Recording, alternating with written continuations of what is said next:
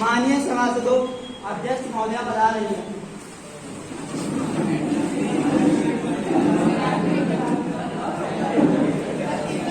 सत्र में आप सभी का स्वागत है। सदन की कार्रवाई राष्ट्रीय गान से शुरू की जाएगी।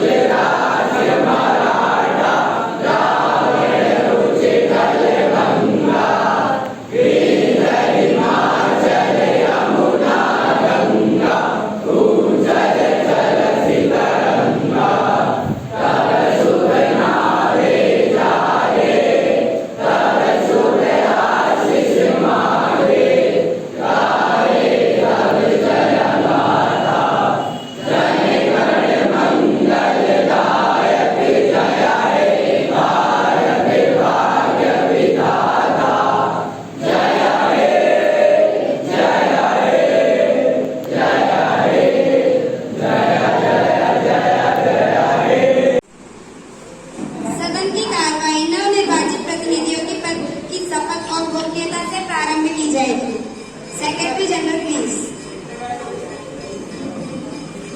माननीय सभासदों, आज की कार्रवाई शुरू की जाए। मैं इस खुशी जो कि रेडकाल उधम सिंह नगर से चुनाव जीती है वह अपने पद की शपथ लेती है।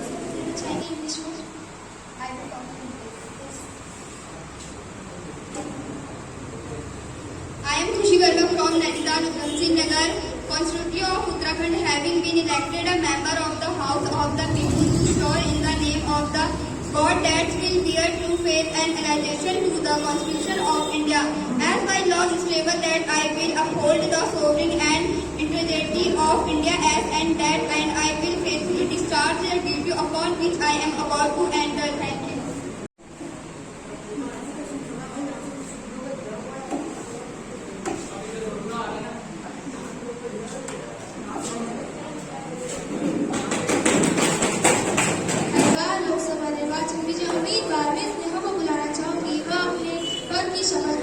ईश्वर की शपथ लेती हूँ, सत्यनिष्ठा से प्रतिज्ञा करती हूँ कि मैं विधि द्वारा स्थापित भारत के संविधान के प्रति सच्ची श्रद्धा और निष्ठा रखूंगी। मैं भारत की प्रमुखता और अखंडता अक्षुण्ण रखूंगी। मैं लिहाजा संघ के मंत्री के रूप में अपने कर्तव्यों का श्रद्धापूर्वक और शुद्ध अंतःकरण से निर्वहन करूंगी तथा मैं भय या पक्षपात, अनुराग या द्वेष के बिना सभी प्रकार के लोगों के प्रति संविधान और विधि के अनुसार कार्य करूंगी। धन्यवाद।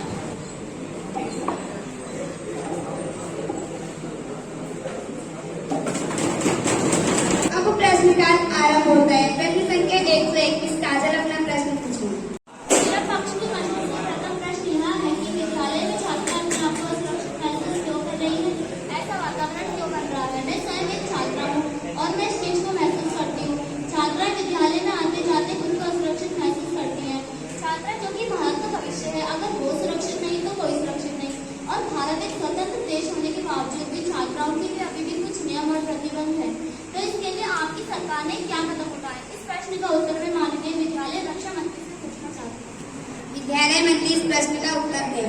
अध्यक्ष महोदय, जो आपने मुझे उत्तर देने का अवसर प्रदान किया, मैं अपनी विपक्षी दल के साई को आश्वासन दिलाना चाहूंगी कि छात्राओं की स्थिति को देखते हुए सरकार ने उनके हित के लिए अनेक कदम उठाए और पिछले काफी समय से उठाते आ रहे हैं। जैसे कि आपने कहा, भारत तो स्वतंत्र है परंतु छात्रा अभी भी प्रतिबंधित है। तो मैं आपको बताना चाहूंगी कि हमारी सरकार ने पहले की स्थिति पर अब की स्थिति में काफी हद तक सुधार किया है। पहले छात्रों को बाहर निकलने नहीं दिया जाता था, उन्हें ज्यादा बोलने की अनुमति नहीं थी, कोई नौकरी नहीं कर सकती थी। परंतु आज छात्राएं को वे सभी आजादी चाहिए जो उनके हित में है, जिनकी वो हकदार है। आज छात्राओं को छात्र के बराबर दर्जा दिया जाता है। जैसे कि आपने कहा कि छात्राओं के साथ अत्याचार जैसे कि बाल विवाह ऐसी है, तो मैं आपको बताना चाहूंगी कि इसके लिए भी हमारी सरकार ने काफी ठोस नियम और कदम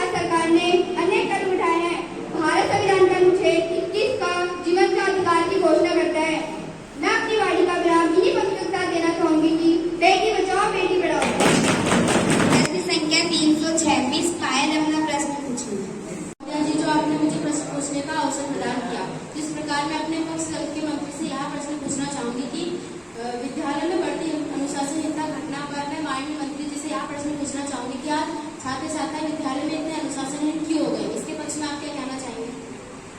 संबंधित मंत्री इस प्रश्न का उत्तर तो दें। आज मुझे उत्तर देने का अवसर बताया था, तो मैं आपको बताना चाहूंगी कि आज विद्यालय में बच्चे इतने अनुशासनहीन क्यों हो गए। इसके कई कारण हो सकते हैं, जैसे कि अगर पहले बात की हम परिवार की, तो माता पिता के प्रभाव से बच्चे में अनुशासनहीनता बढ़ सकती है। इसके सुझाव के लिए बच्चों को, माता पिता को अपने बच्चे के सामने लड़ाई झगड़े व गाली गलौज नहीं करना चाहिए। इसके लिए अभिभावकों को सुझाव दिया जाता है। इसके अलावा समय समय पर विद्यालय स्तर पर शिक्षक संघ अभिभावकों की मीटिंग बुलाई जाती है, जिसमें अभिभावकों को अपने बच्चे के प्रति अच्छी जानकारी प्राप्त की जाती है और कमी होने पर सुधार के उपाय भी बताए जाते हैं। इसके अलावा विद्यालय में अनुशासन बनाए रखने के लिए अनुशासन समिति का गठन किया जाता है। यह समिति सुनिश्चित करती है कि विद्यालय में सभी बच्चे नियमों का पालन करें। और जैसे कि आपने कहा विद्यालय में अनुशासन समिति का गठन किया, तो कुछ छात्र छात्राएं विद्यालय से भाग जाते हैं, इसके क्या कारण हो सकते हैं? आपकी सरकार इस विषय पर अपने क्या विचार व्यक्त करना चाहेगी? आपके प्रश्न का उत्तर दीजिए। जैसा कि आपने कहा विद्यालय से कुछ बच्चे भाग जाते हैं, यह बहुत ही सोचनीय विषय है। इसके अनेक कारण हो सकते हैं, जैसे आजकल माना जाने लगा है कि बाल अपराधों के विभिन्न कारणों में से एक कारण बच्चे का स्कूल से भागना भी है।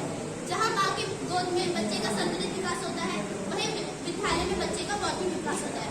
और अगर बात करें हम प्राथमिक और माध्यमिक में पढ़ने वाले छात्र, जिससे 30 से 40% छात्र इस बीमारी से ग्रस्त है।